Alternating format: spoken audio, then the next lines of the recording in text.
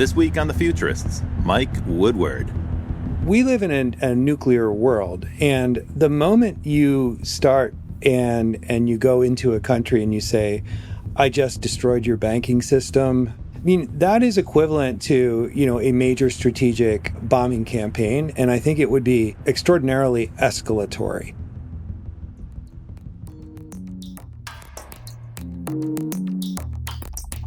Hey, welcome back to The Futurists. I'm thrilled to be here with my buddy Brett King. Hey, dialing in from Bangkok. Brett, you're back. We haven't done a show together for a while, man. It's true, man. We've been separated by an entire ocean. Yeah. Anyway, great to see you again. Yeah, great to see you. Great to see you. You're busy making sure that our event in Dubai is going to be a hit. I'm psyched. Look, I want to invite everybody, go and check out the event page, futuristevent.com. If you are interested in attending, just reach out to Robert or I on social media and we'll hook you up with a generous discount. But, as a listener. Cool event, folks. Brett's been working on this for more than a year. We're gathering futurists together for a live event in Dubai at the fabulous Jumeirah Beach Hotel. That's on the 22nd and 23rd of September, so just around the corner. And there's a great group of people, including astronaut Scott Kelly. I think we're also going to have the Emirati Space Force as well, so that we'll have some representatives of I don't know which astronaut is coming, but we've supposedly getting a UAE astronaut joining us, so that's going to be intense. And Tariq Qureshi, who I haven't met in person. I'm excited to meet. He'll be there as well, kind of helping us manage the event. Awesome. So it's a super cool thing. Brett's been putting this together for quite some time. We've always had the vision of doing a live event together, so we're super excited about that. Just around the corner at the end of September. Our first, but not our last, hopefully. Yeah, that's right. I think this is going to work out really great. We have such a amazing talent. I just got off the phone or off the planning call with both Ramez Nam and Pablos Holman today. We have Kathy Hackle coming. Yeah, it's futurist rich event. In fact, we worked out that we have 30 of the top 50 ranked futurists in the world. Ross Dawson, of course, who's co-hosted the show, is going to be there. So who ranks them, so he knows. Right? Yeah, exactly. So yeah, really phenomenal group of people, and really glad that it's come together. It's a lot of work, but I'm super excited about it. That's great. So folks who are listening, that event happens in September on the 22nd and 23rd in Dubai. If you're interested, check out futuristevent.com. That's futurist, one word, event.com. And we will see you there. Honestly, that would be great fun for people who see you in the future. Join us and meet some of our other guests who we've had on the show. Now, this week we have a different topic. So, from time to time, Brett, we have science fiction authors on the show, and we find that useful because sci-fi authors, they tend to posit a scenario based on some scientific principle. Sometimes it's loosely based on that. And then they kind of write a scenario about what might happen, a dramatic scenario. But that's actually quite useful for people because it's a way to make future forecasting really vivid, really relatable. People love a good story. And so they'll go along for the story, but they get the science along the way. Yeah, did you notice that Kai-Fu Lee's latest book, he actually co-authored with a science fiction author for that very reason? Yeah, he wrote a bunch of scenarios. Yeah. Because people don't want to read some forecast. Candidly, those are quite boring. And the storytelling is a much more vivid way of putting it across. You're right. So this week we have a guest who is someone who does something similar, but it's a little bit different. He's a writer of speculative fiction, and he's written a number of best-selling books, and an old colleague of mine. So I'm very happy to reconnect with Mike Woodward. Mike is the author of a number of books, including he kind of inherited the Tom Clancy franchise and has written a couple of bestsellers in that, as well as the Handler series, which is about the CIA. Mike's got a background in military intelligence. We worked together in telecoms and technology many years ago. And I saw themes of that, by the way, in his latest book. So he is the author of The Red Tide. Red Tide is coming out in September, right, Mike? Yeah, September 23rd. And Red Tide is awesome. I just finished reading it last night. I got to tell you, we don't really plug books on the show. How did you get a copy in advance, dude? Hey, I know the author. Friends in high places. Folks, people do send us books from time to time, and we read them on the show. Yeah, we do. A few podcasts where we do the work. Like we'll read the actual book. We enjoyed it. This book was like eating chocolate. I could not put it down. So Mike, kudos on a great thriller. I enjoyed the heck out of it. But the reason you're on the show, because this is not a literary podcast, the reason you're on the show is that we're interested in the scenario. And for the folks who are listening, Red Tide is about a scenario in the near future where the struggle to control artificial intelligence chips becomes so important that there's a conflict, a military conflict between the United States and China. And specifically, it's a naval combat scenario involving Taiwan. I don't want to blow the plot. It's super fun to read. But candidly, there, in my view, for our podcast, the plot is just there to get you into all the future concepts, because what Mike does a great job of is building scenarios of how might a conflict happen? How might a war between the United States and China happen? And in this case, in the beginning of the war, the goal is to not have a gigantic global conflict. They're trying their best to avoid that scenario naturally, but unfortunately, it spins out of control, and that's what happens. So, Mike, welcome to the show. It's great to have you on the Futurists. It's great to see you again. Hey, you too, Robert, and nice to meet you, Brett. Nice to meet you. So, first thing I wanted to ask you about is how did you get into writing books about military conflicts? This is super interesting to me. Last time I saw you, we were selling software to phone companies. Yeah, I mean, I think I always wanted to be. I always wanted to be a writer, and corporate life over 20 years, 25 years in tech, gave me a lot of exposure to the world and how the world works. And I got to meet a lot of super interesting people. The passion never left me. And anytime I had downtime, I was always sort of working on it. And COVID came around, had a little more time. The commute was gone. So finished my first book, sent it in, and much to my surprise, got a positive reaction. And I was like, hey man, when the universe says your dream might be waiting, you get going, right? Yeah. So that's what I did. That's cool. Seize the opportunity. Your books all exist in what I'm going to call a kind of alternate world. I guess it looks and sounds and feels like the world that we live in, but you posit a few scenarios that make it definitely a work of fiction. And it lies like just around the corner in the future. So in that case, it's appropriate for our show. It's like a near futurist book. Tell us a little bit about Red Tide and what got you started. Yeah, with Red Tide's a very special book to me because it hits on some policy issues that I think should be very important to all Americans and indeed, freedom-loving people of the world. So I believed that the way to get some of those points across was really through dramatic fiction. And yes, I've written other techno thrillers which hit on some themes, geopolitical themes, because they're convenient as plot devices to drive a narrative. But in this case, I really wanted those to be sort of co-equal partners, that I did want there to be entertaining fiction, as you suggest, but I wanted it to be a plausible enough scenario that people who read this for entertainment would stop and scratch their heads and go, really? Are we that vulnerable? So that was super important to me.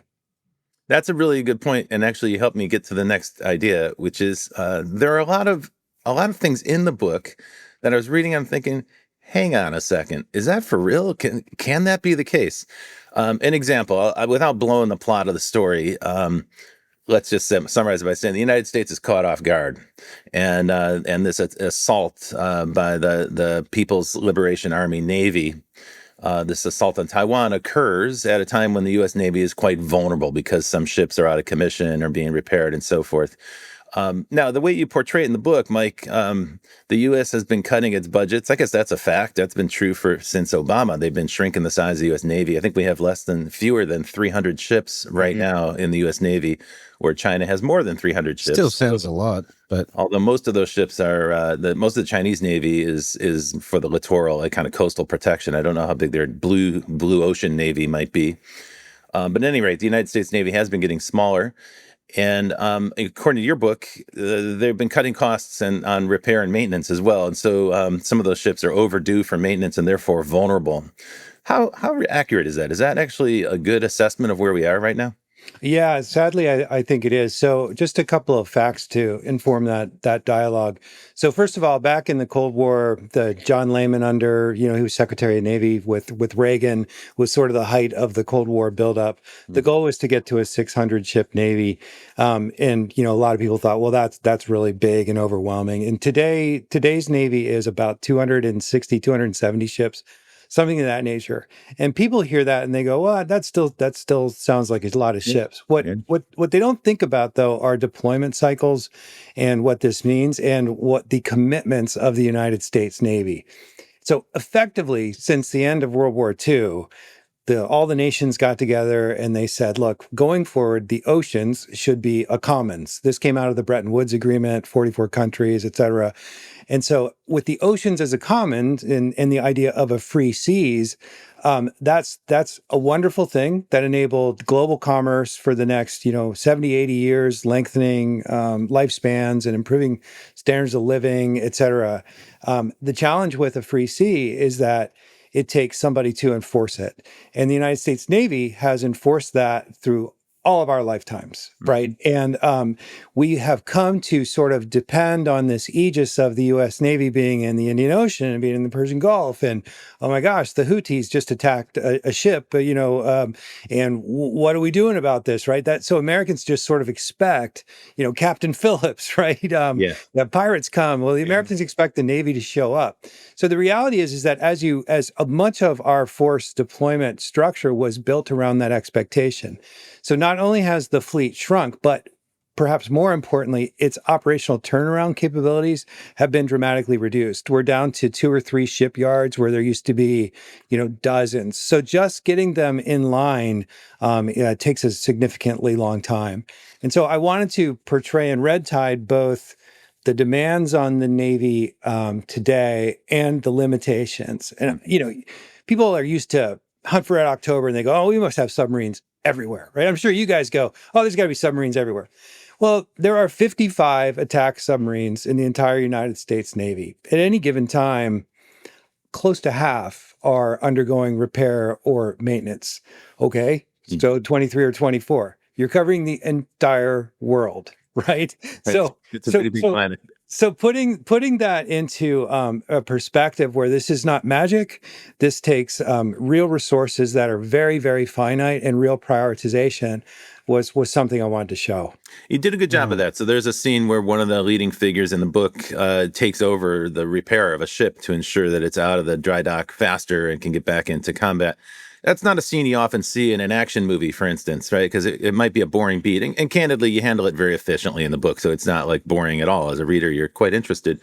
But among the things you pointed out in that short section is that there are often just one repair yard left that can act like one functioning repair yard in the United States that can handle a ship of that size. And then occasionally, because of political reasons, senators have put some of the other repair facilities in an entirely different state, which politically makes sense. Maybe from a jobs perspective, makes a lot of sense. But if you're trying to run an efficient Navy, it doesn't make any sense at all to have one shipyard in Louisiana and another one in the Pacific Northwest. So that adds a little logistical stress to the story.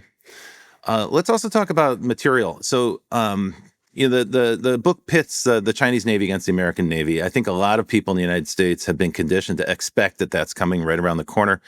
What they don't tend to take into account is how intertwined these two economies are and how dependent the United States is on imports and the free oceans that you described. U.S. plays a cop and is kind of like the policeman for the oceans around the world. Everybody benefits. Everybody who does free trade or who is engaged in the global economy benefits from that, of course. But we all kind of take it for granted. And I think in the United States, we're almost sleepwalking, the citizens, I should say, because we just expect that there's going to be stuff at Walmart, or Target on the shelves. Most of that stuff is made in some other country. Most of that stuff comes in through Los Angeles seaport or similar seaport. But that's invisible to most people because they don't touch the supply chain. They just see it on the shelf and complain if it's not there when they go to Target. Tell me a little bit about that, because that's a pretty big vulnerability for the United States. And we saw that during COVID, right? So talk a little bit about supply chains and that as a key strategic vulnerability. Yeah, I think the phrase is that the world's commerce floats on the oceans, and that has been true, since the end of World War II and even before that.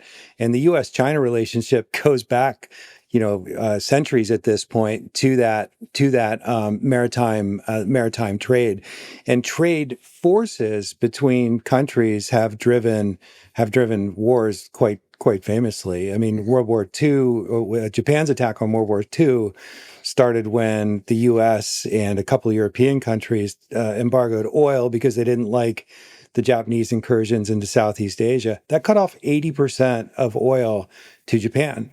So they said, look, 80%, we can't do that. And so what I was trying to modernize in that scenario in Red Tide was, all right, energy can flow through a lot of places, and that's kind of a classic way to start a war, starving that supply chain.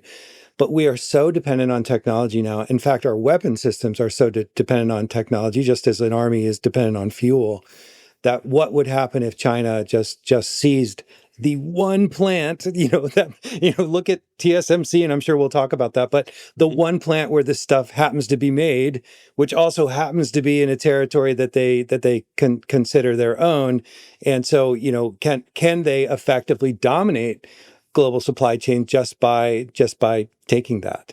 And that was what I wanted to play with. So that's the big plot point in the book. Again, I don't want to blow the narrative, feasible. spoil the book, but it is no secret that the United States depends massively on chips that are built. One company in the world is the leader by far, with some 60 or 70% market share. That's TMSC, based in Taiwan. And in Taiwan, they're very clear about this. This is a way for them to make sure, it's like their security guarantee that the United States is actually going to protect them in the event that China tries to take over, which, very clearly President Xi has said that that's an objective. He wants it to be peaceful, but they definitely see Taiwan as a part of China and intends that to occur, and has told his military to be prepared by 2027 to take it by force if necessary.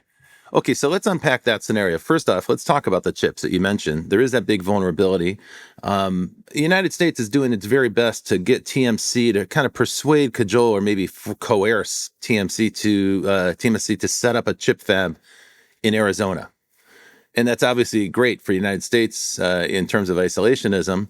That's clearly not so great for Taiwan, because they would lose that security guarantee. And that's kind of the concept right at the gist of your book. You included both of those concepts in an artful way in your story.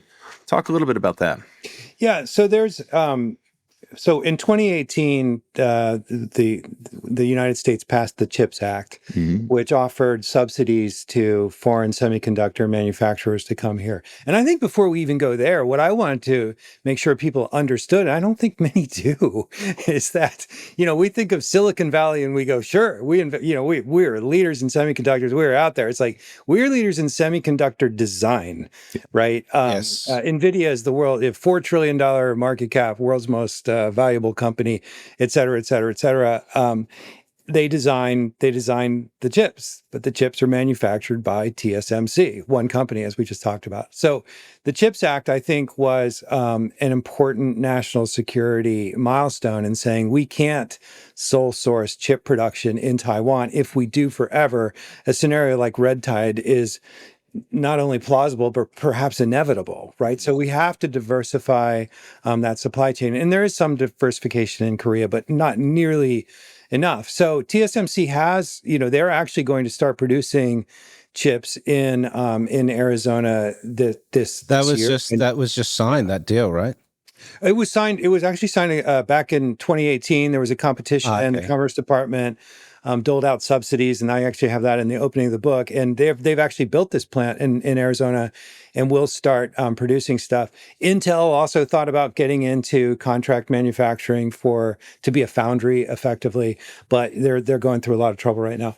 So I wanted to play with all those ideas, but if Take the technology and the supply chain piece out of it. If you were China and you said, my strategic goal isn't so much that I want to own all those chips. I mean, maybe that's part of it, but that is really actually a strategy leading to a larger goal. And that larger goal is that, hey, I want to finally finish the second Chinese Civil War and defeat the Kuomintang and bring, Taiwan back into the fold, then you would say there is this window in time where the U.S. is particularly vulnerable because all the chips that they need to be a functioning military and, in fact, society reside on that island.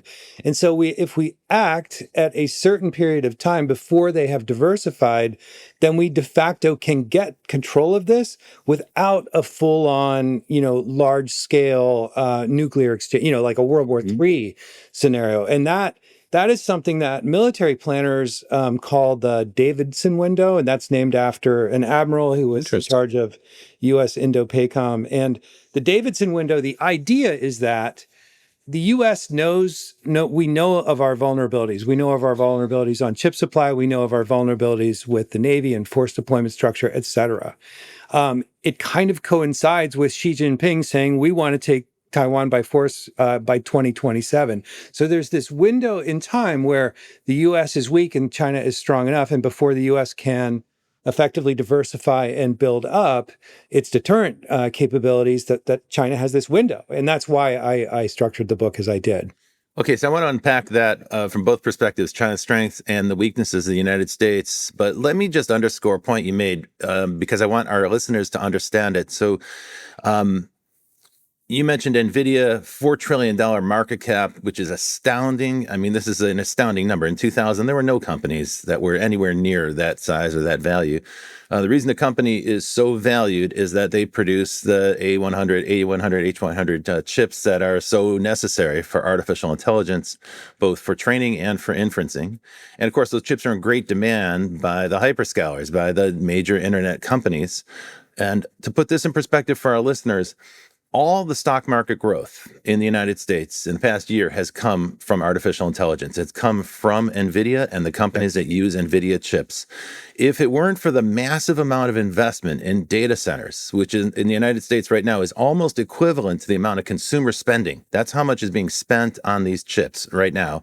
If it weren't for that, the United States economy would actually be close to recession right now. In other words, all the growth in the past year or two in the United States has come from this sector. And it all depends on chips that are made in Taiwan. So the reality behind that part of your story is quite true. That vulnerability exists.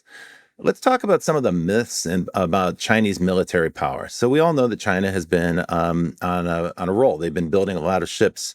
But like I mentioned a moment ago, the perception is that those are small ships. They're designed for coastal defense. Some call it brown water. They're not meant for blue ocean. I'm not that clear about how big China's blue ocean navy is. I think they only have 3 aircraft carriers, if I'm not mistaken, versus the United States, which has a dozen. So tell me a little bit about whether the Chinese Navy is, compared to the United States, is strong or weak. There's a perception, I think, in the United States that our Navy is much bigger, but in sheer ships numbers, it's not. I think in tonnage, the United States Navy is about 3 million tons versus China is about 1 million tons. So perhaps our ships are bigger, perhaps they're better equipped. I think you'd be better to opine on that than me. Yeah, there are a couple of factors I would want to address here. So the first is right that it's not so much about the ships on the field today as it is the capabilities to build them. So China has amassed enormous shipbuilding power that far surpasses the United States. So in a conflict where many ships were sunk, the ability to replace them, the advantage is most definitely with China. Then on your comment about a blue water versus brown water navy, which is a term naval professionals use, brown water refers to effectively littoral warfare where you're, doing regional conflicts. Blue water navy speaks to actual power projection and expeditionary warfare. And the United States has been the leader in that for decades, right? Since World War II, and arguably in all of world history is the only true blue water navy force that's ever existed. But that the problem with that is, first, our coverage requirements are so vast, right? So at any given moment, we're worried about, the Russians leaking out of the Baltic or the Black Sea, or somebody, the Iranians seizing the Suez Canal, et cetera, et cetera, et cetera. We're worried about Chinese and Russian strategic missile submarines and tracking those one mission after another. If you compare that with China, they so far have not said we want to be a global dominant blue water navy. Now, that said, they have built ships that are absolutely blue water navy capable, and they are trending in that direction. So that perception that there is some truth that you can look at China and say, look, the number of ships in terms of account, a lot of those are small corvettes or things like that don't matter. What does matter, however, are these, they call them Type 55 frigates. And we look at them and we go, whoa, no, those are much bigger than stuff that we build. Their weapon systems are much more capable, et cetera. With aircraft carriers, similarly, they are just now figuring this out.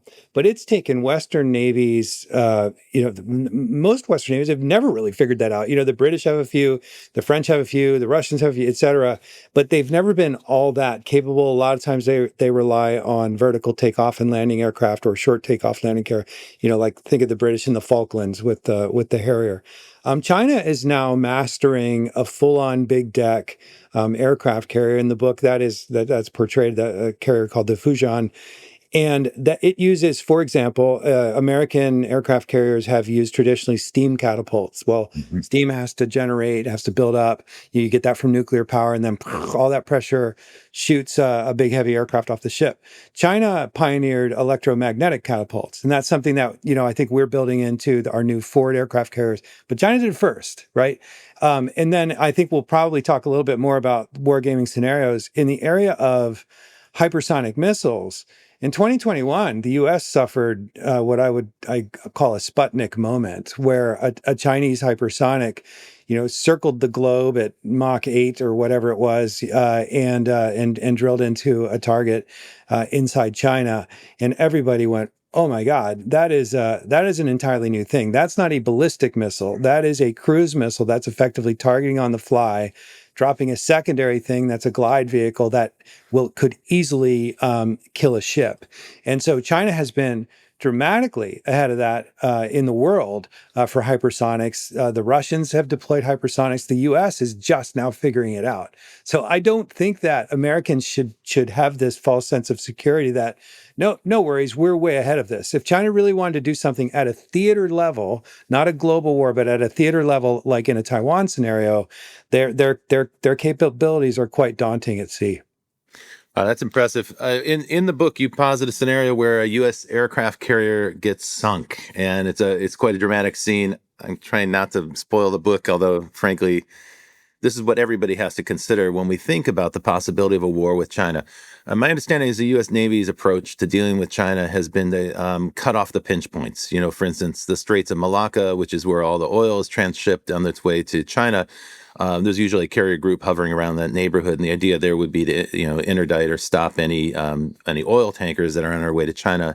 So if there were a military conflict in about 6 weeks, China would start to feel the impact of an oil embargo, similar to Japan, as you mentioned in the lead up to World War II. To do that effectively, you need to have multiple carrier groups in the region. My understanding is in the South Pacific, in the area around broadly in Southeast Asia, there are generally 2 or 3 U.S. carrier groups there. And while the composition of a carrier group is classified information, we know that it's not just one big aircraft carrier, a fifth of a mile long, kind of an amazing thing, these gigantic ships that move so fast. But it's also surrounded by cruisers and destroyers, and typically a sub would be there as well. Again, we don't know for sure. Now, in the book, you posit a scenario where all that gets wiped out by these hypersonic missiles. How realistic is that? Is it possible to sink an aircraft carrier? The USS America in the mid-2000s was an old school ship that they tried to sink. The U.S. tested missiles on it and so on. And the thing stayed afloat for weeks, and they could not sink it. They finally had to reboard it and scuttle the ship in order to sink it. What's the destructiveness of a hypersonic missile? Let me unpack a couple of pieces of this. So first off, just speaking to something you said, hey, we always have 2 or 3 in Southeast Asia. Once upon a time, we had, so by the way, I was a naval intelligence officer. I served on an aircraft carrier, the USS Carl Vinson, which is still out there today. Tells you how old our fleet is getting. But back then, it was congressionally mandated that there had to be 13 carrier battle groups. That's since been cut to 10.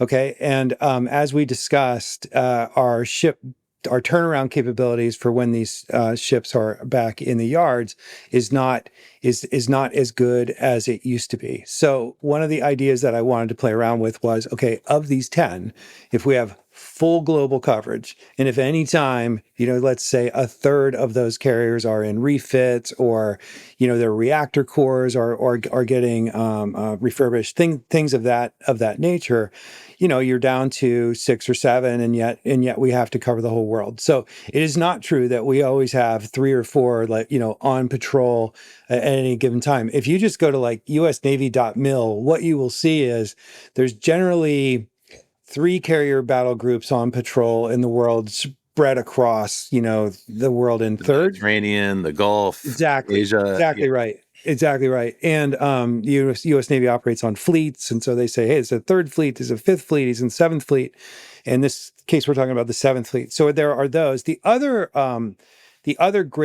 big stick that the U.S. Navy has, and I don't want to understate this because it's an important consideration that most people don't think of, is that what we're talking about are those large aircraft carriers, but there are also amphibious readiness groups. And for amphibious readiness groups, that means there's a Marine Expeditionary Unit on board, which is, a self-contained army, effectively, ready to go ashore and fight. It has its own Air Force, now with F-35s, very capable. And these are smaller deck aircraft carriers, effectively. So at any given time, there are basically 3 carrier battle groups and 3 of these, amphibious readiness groups spread around the world. So in Red Tide, I had a combination of the two, which I think is much more realistic. So as you mentioned, each one of these things is a combination of ships. Yeah, it's not just the carrier. There are ships that are spread around it that are set up for really defensive reasons. So that think of the carrier as the quarterback, it's the offense, it's ready to throw the big pass, and the other guys around it are like, the linemen, or the running back who can do some offense, but a lot of times he stays back to block, right? So these I still used to don't be- understand American football. Oh my God, you're still missing out. So these used to be cruisers, were had the longest range air defense, and then other ships specified for anti-submarine warfare, typically destroyers, and on and on. Now they're all sort of we're getting down to where there's really one other type of ship. We call it a destroyer. It's the Arleigh class. It's the dominant surface ship along with the carrier because it's capable enough to do much of what the cruisers and frigates and other smaller ships used to do. So the carrier battle group goes to sea with a handful of these destroyers. There's probably a submarine lurking around, but as we discussed, they're not just submarines like all over the place, willing to do these things. All right, so that's the setup. Then you get to how easily could you target a carrier battle group with a hypersonic missile?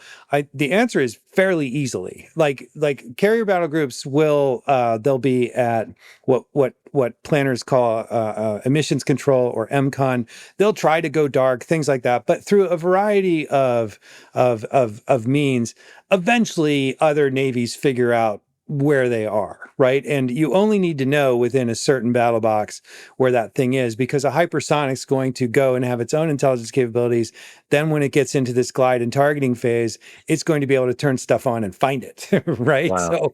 So it is absolutely vulnerable. You can do lots to try to hide, but eventually, you're going to be found, and you're not going to attack. I mean, until if you get can physically see with image recognition, because these things come in from high altitude. Honestly, those, like we had that balloon incident a couple of years ago. Yeah. China is very active in near the quantum space. data collection platform.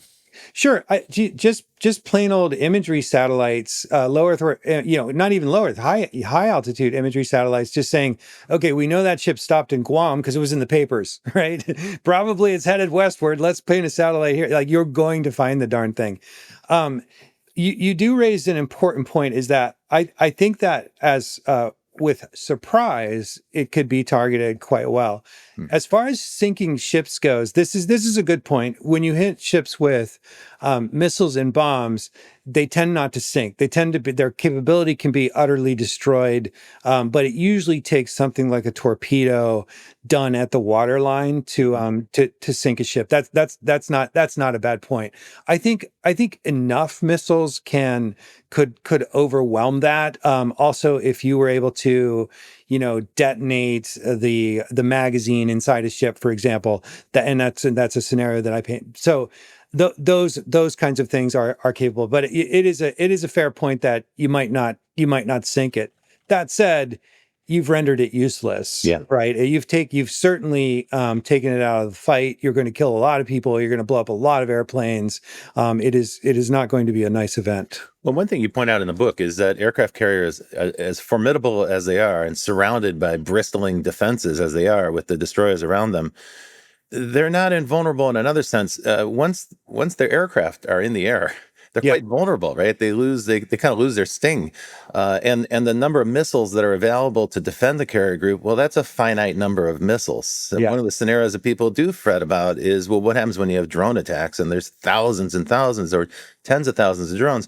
You don't have that many $16 million missiles on board of China now China has a aircraft carrier, which is an aircraft carrier for drones now. So I don't know if you've seen that, Michael, but it's a big like a C-130 style aircraft that can deploy drones from the air and they can come back. So, I mean, they've got some pretty formidable technologies they're deploying right now, and of course a lot of AI in use now. Yeah, I think that we're talking about offensive capabilities, right? So that an adversary like China would say, let's go take on the mighty U.S. Navy and let's deploy hypersonics and drones, launched from aircraft, et cetera. For every, for throughout history, every time there's an offensive capability advance in technology, defenses get better too, right? So, one of the, after that Sputnik moment in 2021, we have a function within the Department of Defense called the U.S. Missile Defense Agency, which I think is a very good idea to have an organization just focused on that. And, this is open source. You can go out and look up and see what is the U.S. MDA doing. And there's a lot of research going right now into things that can render drone swarms fairly useless, with direct energy weapons, with microwave pulses, et cetera. So I think that we might be seeing this. Hey, let's look at Ukraine. Let's look what they did against the Russians. And it's a little bit like, in business, like an innovator's dilemma thing, where they came in and said, we only need technology good enough to get in there under the existing defenses and blow it up. Well, that will work for a while until the defenders start to say, okay, we clearly need to get after that. And I see the U.S. doing this now throughout the armed services, getting much more serious about drone swarm attacks and, in fact, hypersonic missile attacks. This, by the way, gets back to that point of the Davidson window that, hey, there is in my view, the U.S. in red tide was at a point where the military exists the way it had always existed, right? Which I call the fourth platform, whereas other militaries had evolved to a fifth platform. And it was time for the U.S. to stop thinking only about carrier-centric warfare and start thinking more about fifth platform and fifth platform defense. And I think we are getting there, but it's taking a great deal of urgency, of being scared, of being worried about this Chinese threat to do it. And as usual, we're a little slow in coming up to it. Let's All come right, back well, to listen, complacency in a minute, but I think we need to take a little break. We need to take a break. Yeah. Okay, we're running a bit long. You're listening to The Futurists with our guest, Mike Woodward. We'll be back right after this. Hi, this is Rob Tursik from the Futurist podcast, which is part of the Provoked Media Network. I'm excited to tell you about some news. The Futurist is expanding into the real world. We're doing a live event in Dubai.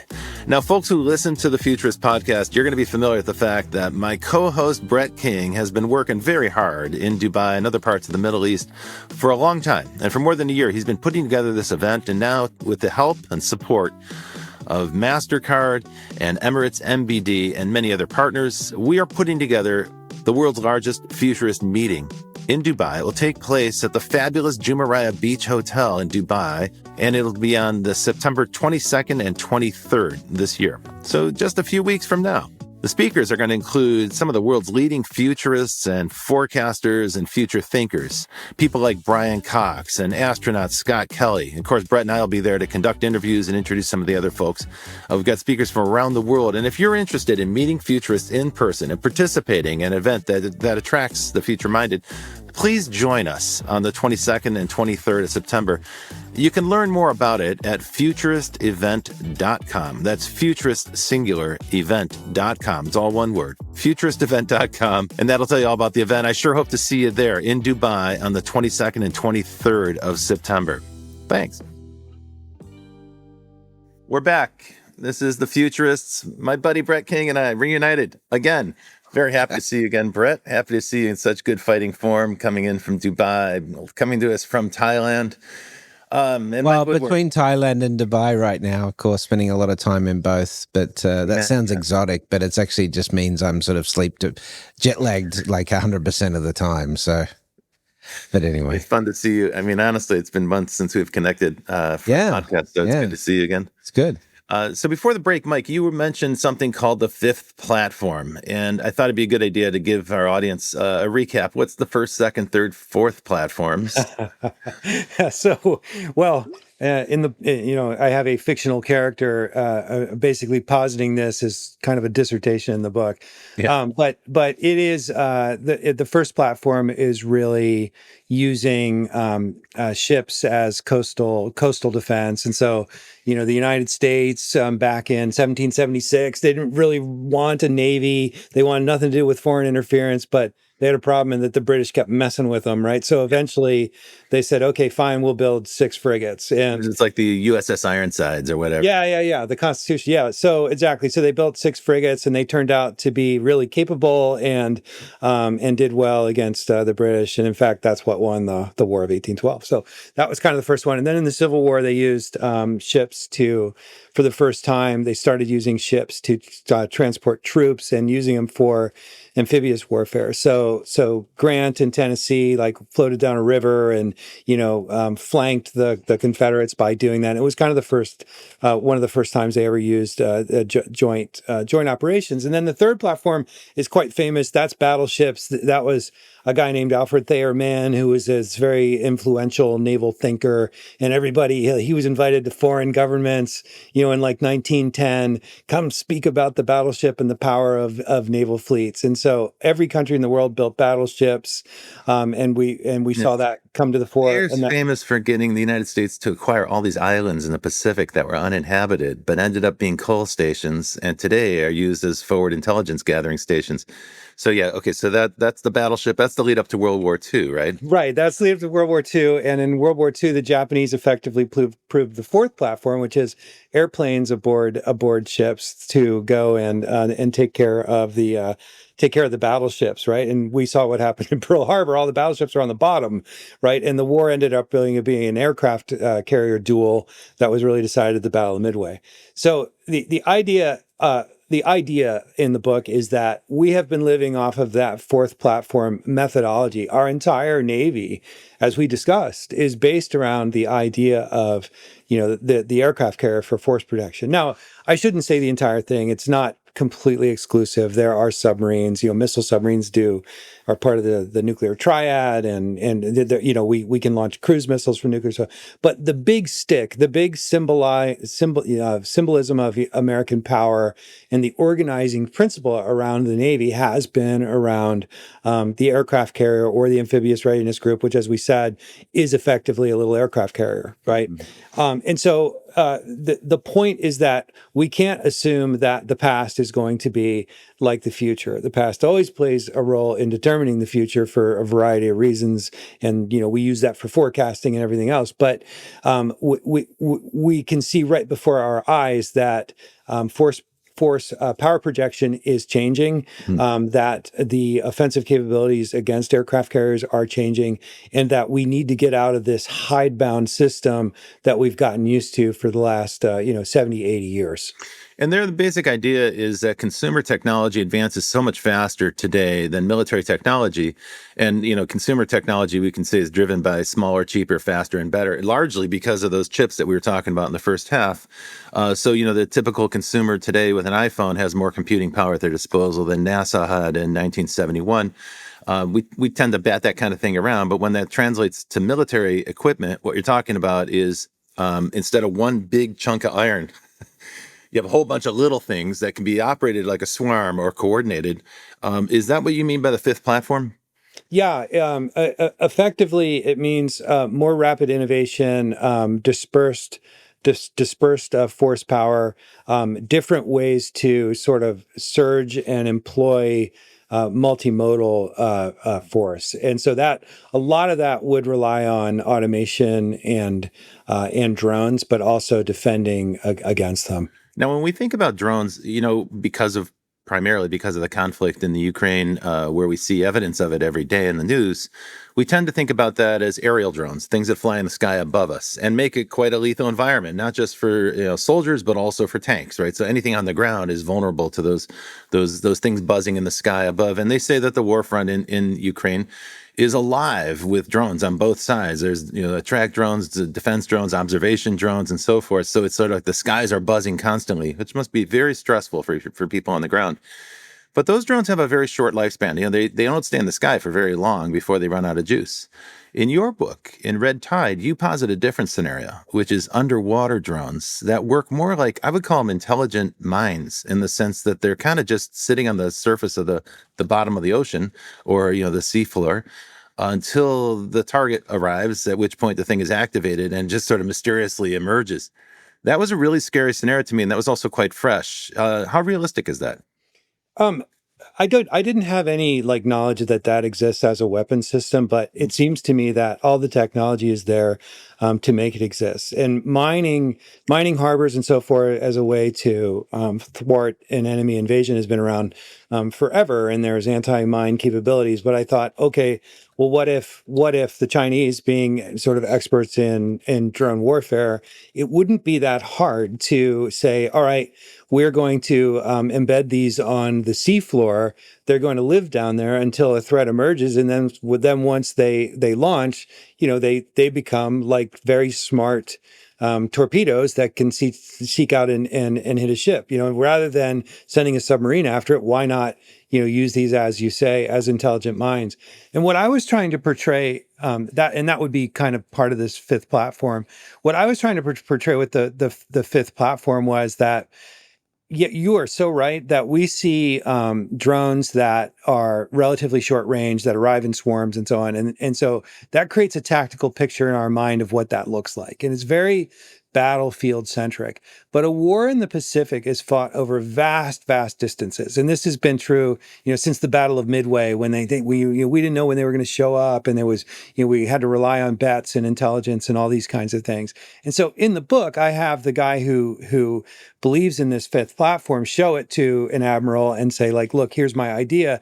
The admiral looks at it and he sees a drone, and he says, a surface drone, and he says, look, that's all well and good, and I know that's had some success in Ukraine. Like, the Ukrainians sunk a Russian major ship called the Moskva, right? Yeah. And so he's trying to, hide his disappointment, because he's going, my problem is I've got an enemy that's thousands of miles away with a fleet that has set up a blockade. So how the heck am I supposed to, use this thing with what I've got today? I can't just get right up next to him, et cetera. And so what I wanted to portray was that there are some advances solid hydrogen fuel, things like that can actually create much longer distances for drones, and also that can sink ships. Back to that earlier point, and that was what the defense planner, who happens to be a Silicon Valley guy, but that was what he was trying to explain, was that no, this is a game changer. We can launch these from thousands of miles away. When they get within the target range, they can submerge and then detonate beneath the keel of a ship. So it's ideas like that I think that we need to start embracing and testing to come up with the fifth platform. We can't rely on the past. Okay, so to summarize, you're saying that there's the military capability you talk about, the undersea drones, that doesn't necessarily exist, although hypothetically it's possible. So you posit the scenario, and that's what your book is about. Let's talk about another related scenario, which is that all these systems have to be coordinated, and communication is vital. And radio communication famously changed the nature of combat, changed the nature of ship-to-shore combat, right? So that the communication breakthroughs are as important as any other military advance. And in your book, you posit a scenario that many have talked about. We've talked about it on the show, in fact, which is the idea that in the next war, the opening salvo will be to blind the eyes in the sky, to take out the satellites. And China's already demonstrated a capability of doing that. Some said it was very reckless because they blew up another satellite with a satellite killer. So let's talk a little bit about...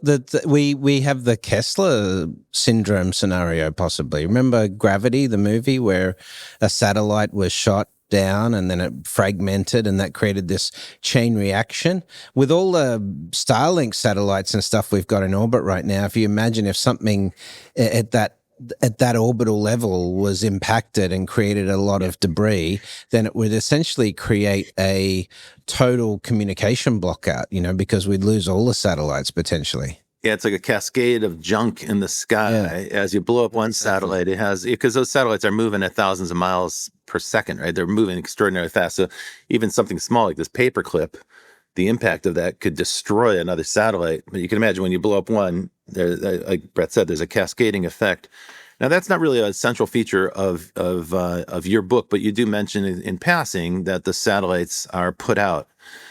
They're disabled, and the U.S. Responds and does the same to China. So basically, both navies are fighting blind, and in a way, it allows you to set up the final part of the book, which is really like a recap of the Battle of Midway, where they're using the old techniques and they're having to pull out the sextants and figure out where they are, using dead reckoning and so on. It's like, you're like, we sure hope they polish those skills, because if they're overly dependent on the digital tech and the hyper-connected world, they're going to be out of luck when the satellites are blinded.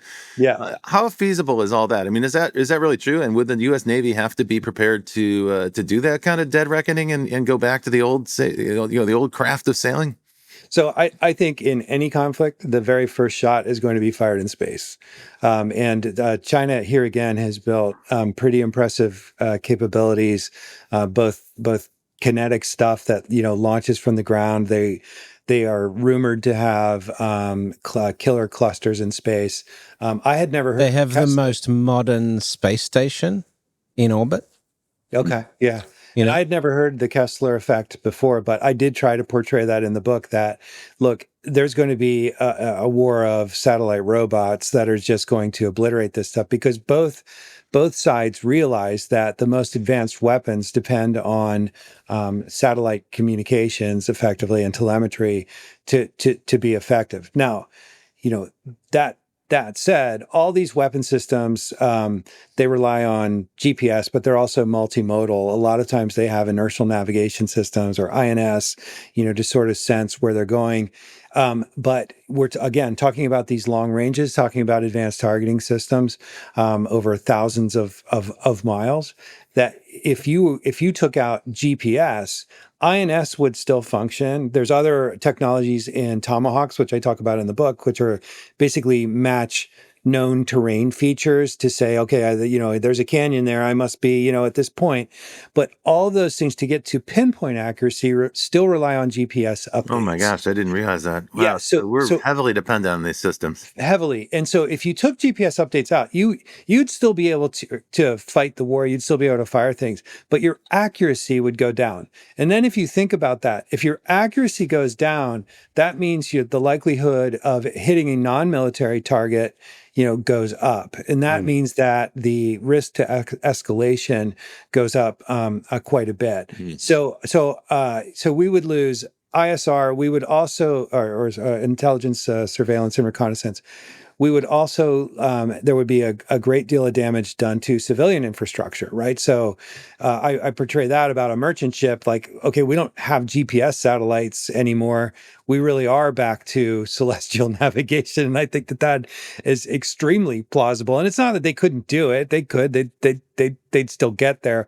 But again, we're massively degrading efficiency. Telecommunications, we take it for granted that there are, satellite bounces for telecom, but we have seen the Russians cut fiber optic cables in the Baltic. We have also, and I have that in the book a little bit, we have also seen the Chinese do such things to Taiwan. Taiwan's an island. So by cutting off telecom, by taking off satellites, they all of a sudden control modern communications. And, none of us can get through 2 hours without our smartphone. So we can imagine what that would do to a population. It's funny, all these modern conveniences that we have, smartphones, the global supply chain, and so on, they create dependencies, and that's actually a vulnerability. Correct. Yeah.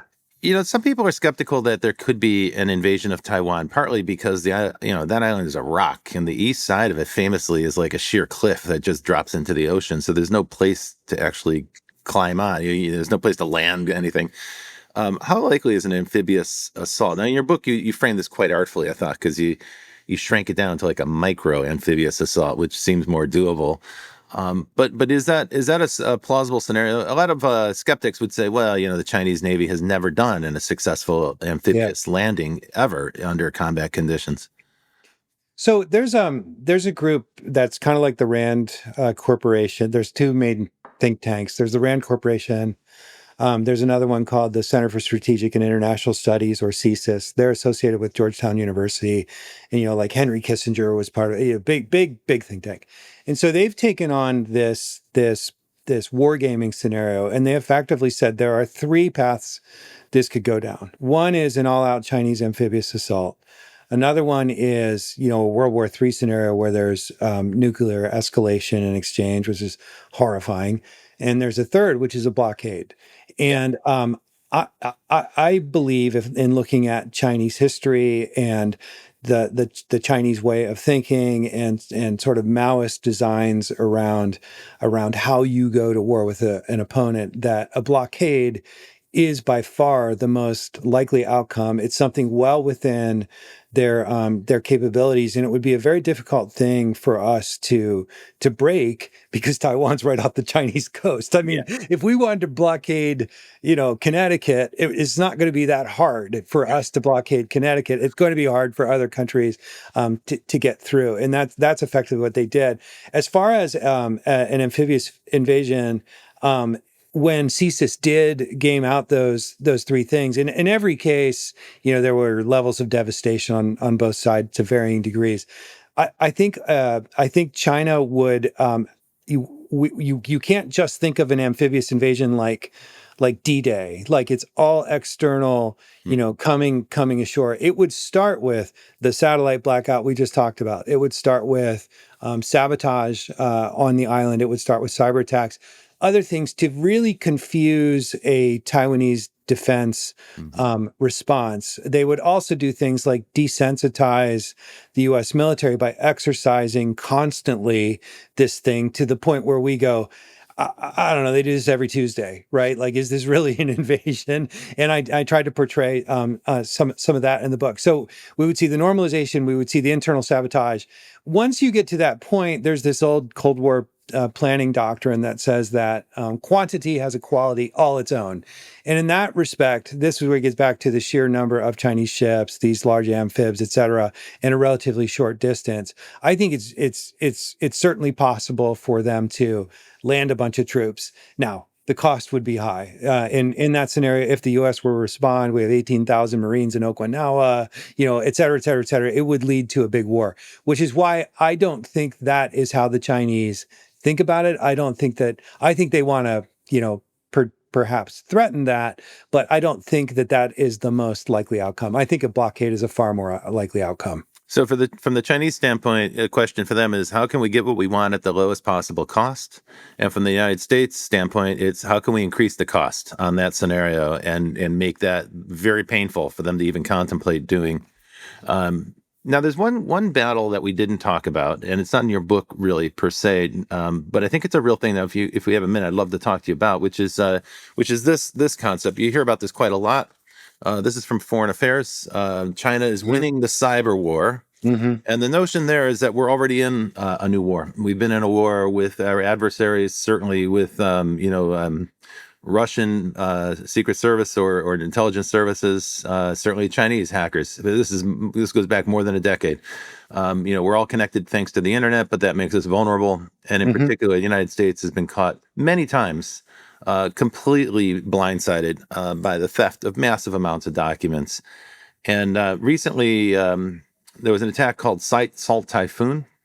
And this has come to my attention from a number of different people. Strangely, I was working with a police force in the United States, a metropolitan police force in the United States, who are quite concerned about this. The premise is that Chinese hackers are already in all of our networks. So they're already in AT&T, they're already in Verizon, they're already in most of our infrastructure networks for energy, transportation, supply chain, telecommunications, and so forth. They're not necessarily actively doing anything. They may be gathering data, like Brett said a minute ago, trying to build up this data asset. When they have quantum computing, they'll decrypt the stuff that's encrypted there, and they'll have a lot of intelligence overnight that way that AI could act on.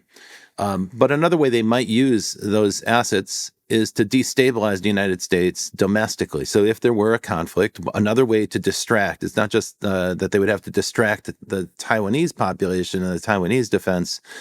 Hackers could wreak havoc in the United States. They could turn off GPS. They could they mess with our transportation system. They could take down our telecommunications completely if they wish to. How plausible is that scenario? I think capability-wise, it's extremely plausible. One of the reasons that, or I think a strategic consideration should be something around this. In a naval battle, right, where you're exchanging missiles and all the stuff we talked about earlier, those are military targets, right? You're not hitting any cities. It's not like firebombing Dresden. It's none of that stuff.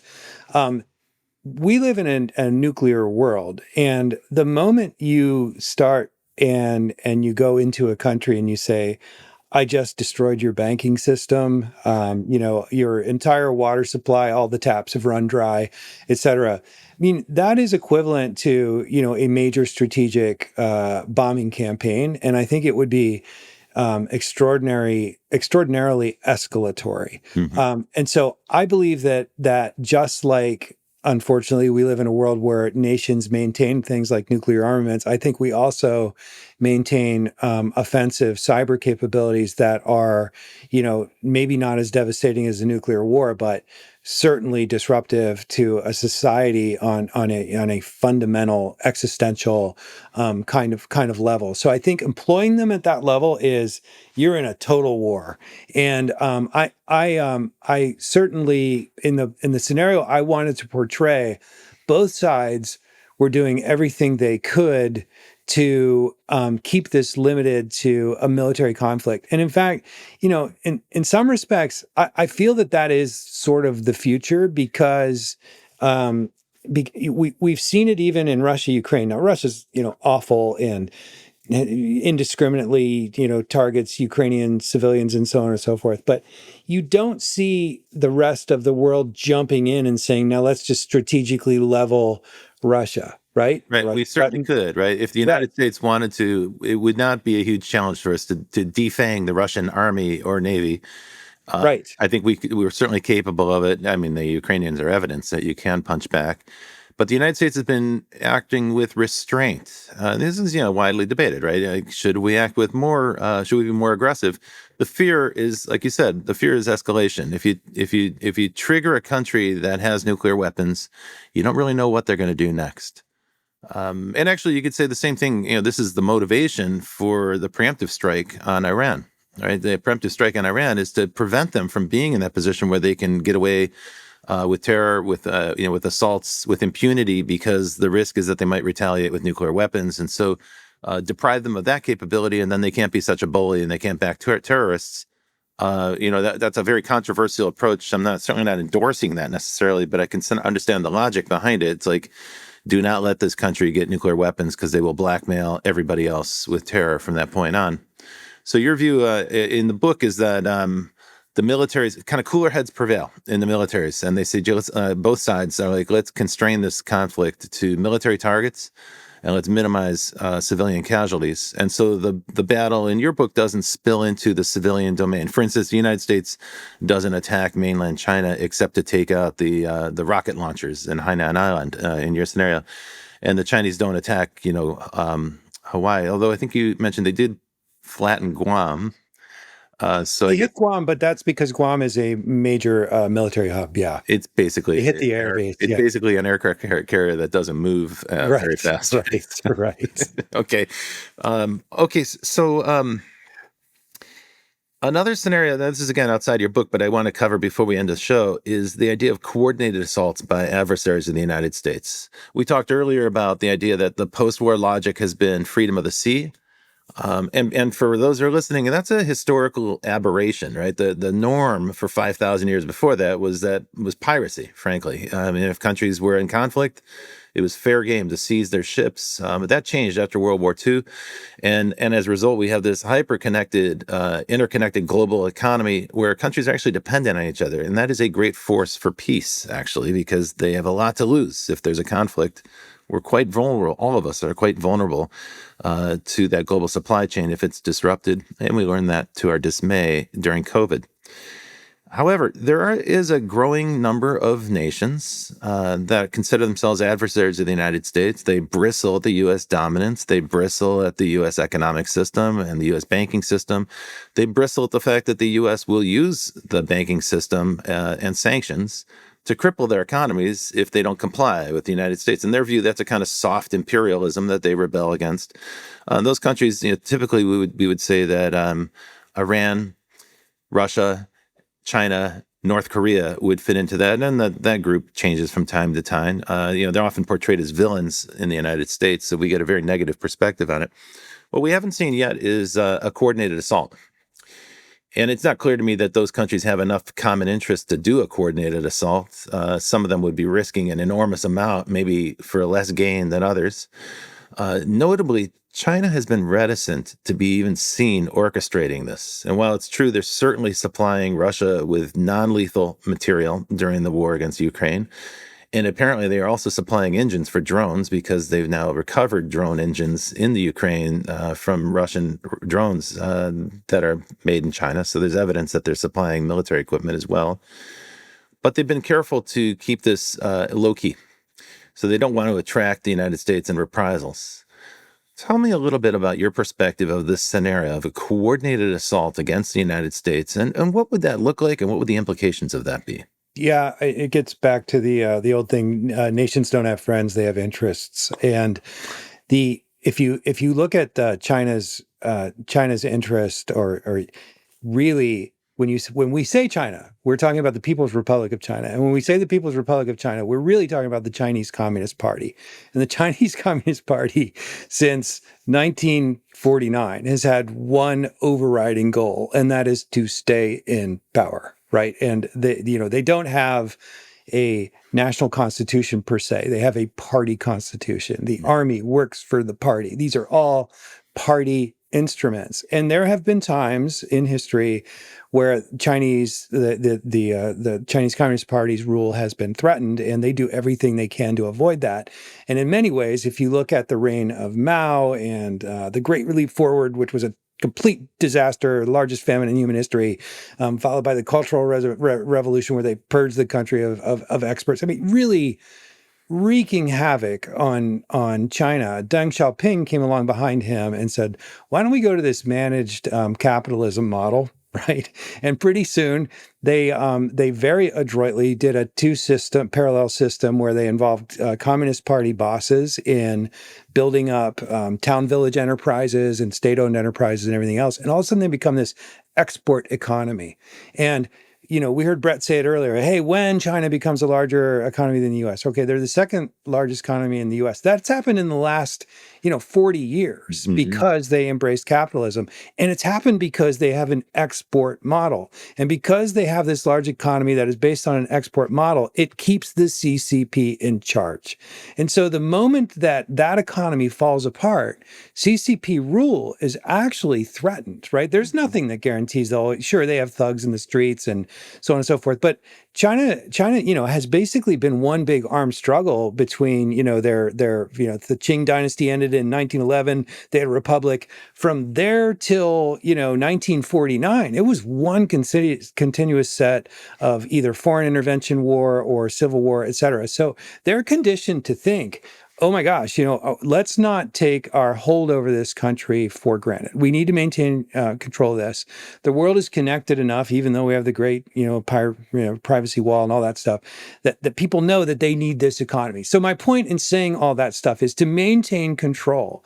They need this export economy to continue to function. And that is why they're not going to jump in front and say, hey, we're all for the Russians invading Ukraine because we want to make Vladimir Putin happy. Their interest isn't really making Vladimir Putin happy. Their interest is in keeping their export control model going, right?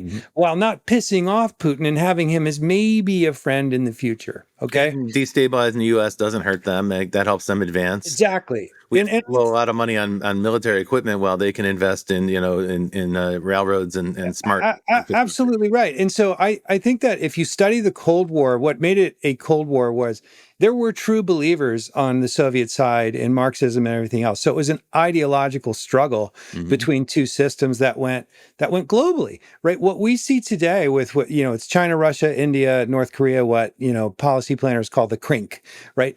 The crink are not united by any common ideology. They are, as you put it, neo-imperialists, right? They want their sphere of influence. They look at the US as this great imperial power that they want to disrupt. So any way that they can kind of poke us in the eye or poke Americans in the eye, they're going to do that because it sort of serves, harming this. But I don't think it would be a super coordinated response. I do think there would be targets of opportunity presented for those reasons, but integration at a tactical level between armed forces across such varying cultures, interests, geographies, languages, etc., would take quite a bit of exercising. We haven't seen that much of it yet, so I don't think we're at that. Well, I guess you're right. There's no alignment of interest really, apart from maintaining power, and to do that, they need to maintain prosperity.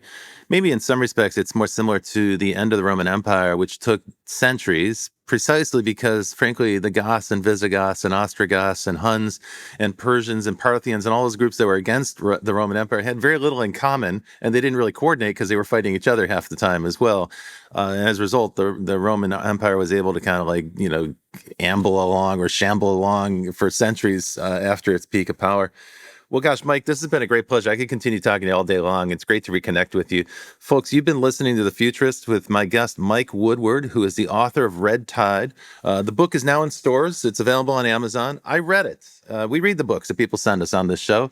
I enjoyed the heck out of it. I was telling Mike before the show, there's not that many books that I get in this line of work that are riveting. Usually I'm getting some dense business book from some business consultant about how to prepare for the future or some leadership strategy or something. Those are good books, and we enjoy having those folks on the show, but it's fun. It's a real fun treat for me to get a military thriller that's so well written, so compact. The narrative is concise. The characters are drawn in quickly.